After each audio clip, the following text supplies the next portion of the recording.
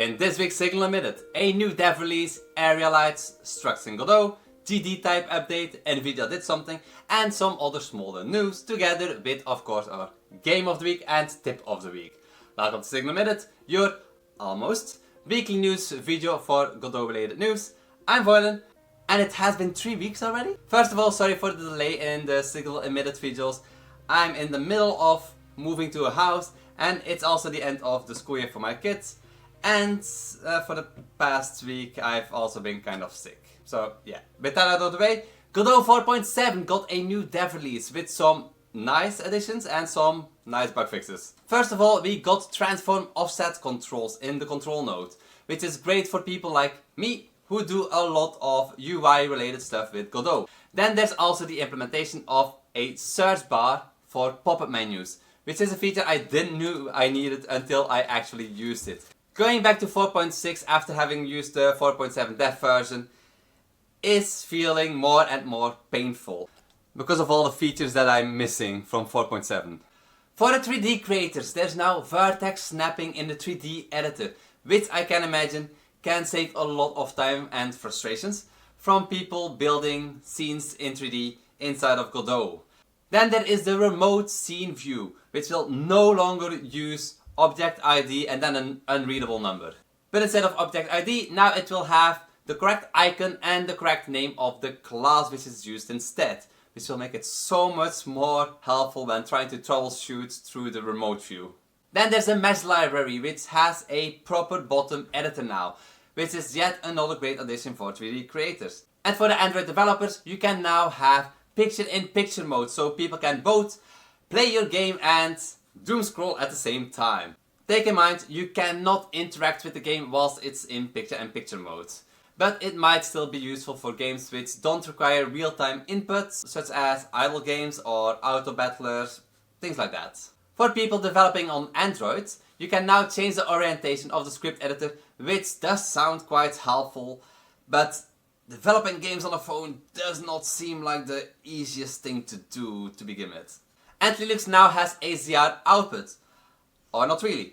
It only got added for Voylin, which isn't enough for, well, enough of a reason for most people to switch from X11 to Voylin.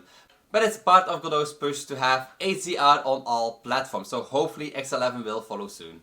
And those were only some of the main updates. Honestly, I feel like there are some big mentions missing from this list, so let's go over two important ones. With the first one being the reorganizing of the output dock, which looks so much better and wastes so much less screen real estate. And of course the toggle to switch the scroll direction of scroll containers. It's PR I made and I really wish it was in the editor already.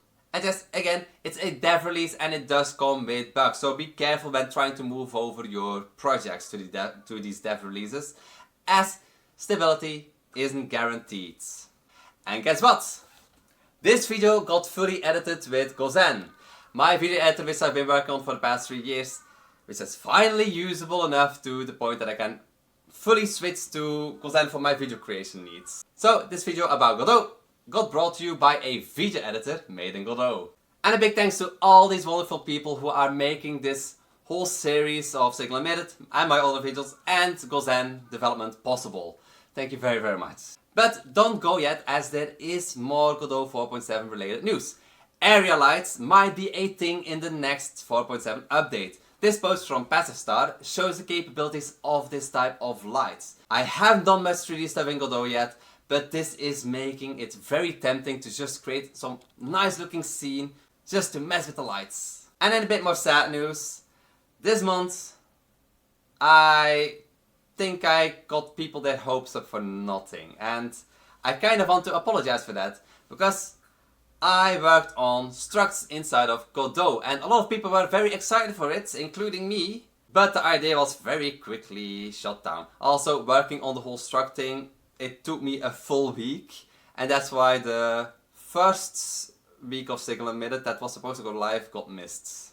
So yeah, that's why we have 3 weeks of Signal Emitted now. Structs in Godot is something I really wanted for my video editor, and I followed the proposal closely, because there is a proposal on how to implement it. And what I made it was working. But again, it got shut down rather quick. And did I expect it to get merged? Not really. What I did expect was to get info on how to improve it, or at least point out the mistakes that I've made in my implementation.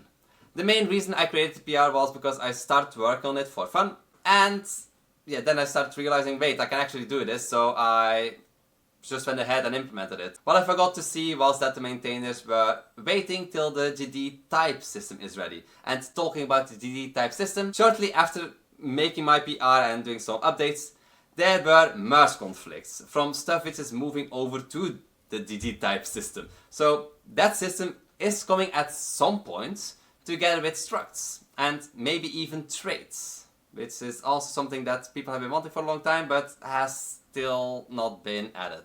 And for the people who are very into the development of Godot, be certain to check out this Godot proposal, as it's basically the tracker for the GDType system.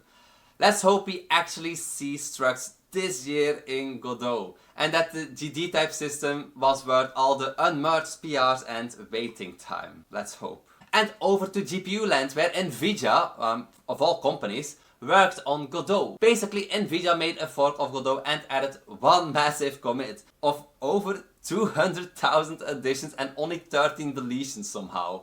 And therefore basically adds path tracing RTX support to Godot. This isn't something they'll be merging into Godot, but for the people who want to fry their hardware by introducing RTX into their game, well, now they can. Luckily, there's this Reddit post from the user John Logostini, who ran some tests with NVIDIA's path tracer and even got the person who made the PR to reply to his post in the comments. Looking further into the comment section, you can see that this whole update was actually part of a previous attempt from the GitHub user Fahian. Fahian? I think that's how I pronounce it. Who also deserves some credits for this part. And then over to the last piece of news before going over to our game and tip of the week, is that there's a new Godot maintenance release for 4.5. Since it's a maintenance release, it mainly comes with fixes. A total of 218 fixes to be precise.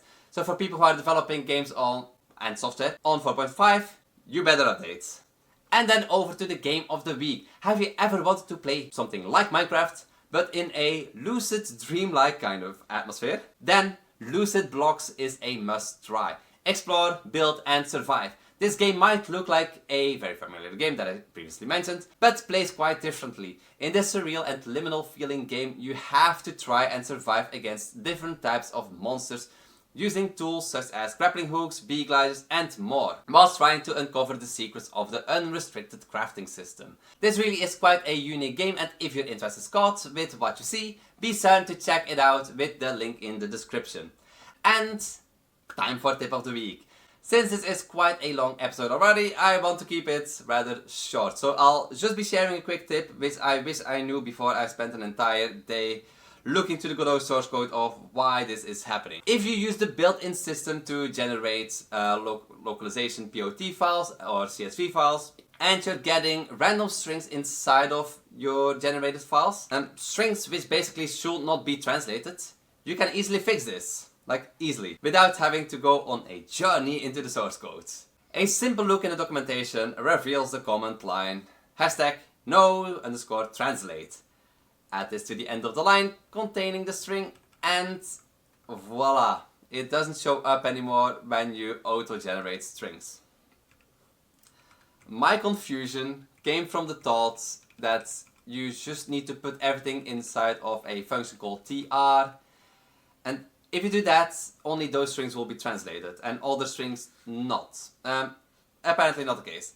So learn from my mistakes so you don't waste your time going through the source code or through the documentation. But yeah, anyway, that's the end of the episode. I'm certain I missed some news, like it's been 3 weeks since the last episode. Sorry about that. I'll try my best to keep it weekly. But still, I'm still moving houses and there's still a lot of busy stuff coming up. So yeah, I'll try my best. Anyway, a big thank you to all my Ko-fi supporters. Thank you very much. A quick reminder, you can also support me on Ko-fi, Patreon and also through YouTube members. Thank you very much for watching and I'll see you all in the next one.